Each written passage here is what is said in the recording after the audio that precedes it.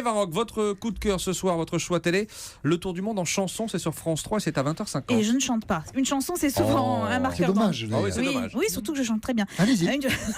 C'est une pique. Une chanson. Non, Thierry, ne prenez pas mal.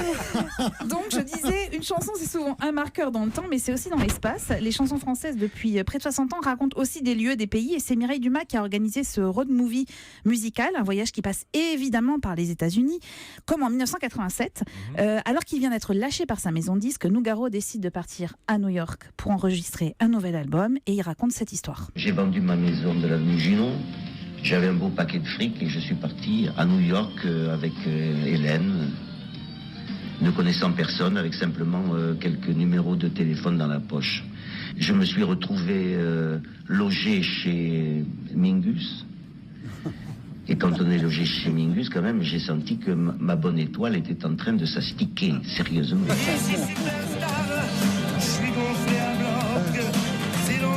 Et cet album, Nouga York, va être un des plus grands succès de Nougaro, avec un certain Marcus Miller quand même à la base, pour ceux qui connaissent un peu.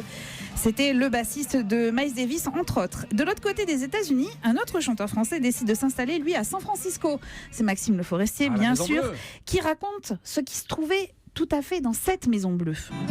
À l'intérieur, c'était, oui, tout à fait l'idée qu'on se fait d'une maison de hippie. Il y avait beaucoup de lits, parce qu'il y avait beaucoup de gens qui passaient.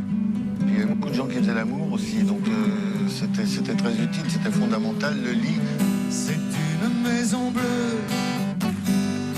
accrochée à ma mémoire, on y vient à pied, on ne frappe pas. Elle est toujours là, la maison bleue.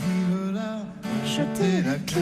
Ah, Eva Rock chante. Non. Elle est toujours là, la maison bleue. Bah oui, elle est toujours là, la maison bleue. Ils l'ont Ils l'ont repeinte en repeinte en bleu. bleu. Exactement. Alors, vous allez voyager ainsi des États-Unis à la Russie avec Beko, en passant par l'Égypte grâce à Claude François et Dalida, ou encore au lac du Connemara en Irlande avec Michel Sardou, qui n'avait jamais mis les pieds sur le sol irlandais avant de chanter ce tube. C'est très rythmé. Alors, toutes les chansons ne donnent pas lieu à une histoire, mais qu'importe, on revisite à la fois le répertoire et on voyage. C'est idéal pour commencer la semaine. Le tour du monde en chanson, France 3, 20h50. Votre bonus ? Je suis tombée sur un documentaire animalier de la BBC qui est absolument mais incroyable. C'est à voir ce soir sur Arte à 19h. Il y a 3 épisodes, 3 jours durant.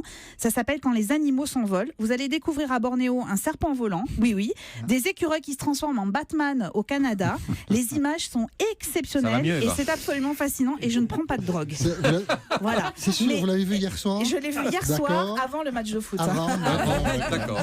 Après, ça aurait été suspect, mais avant, il n'y a pas de problème. Merci beaucoup, Eva Rock, pour ces choix télé.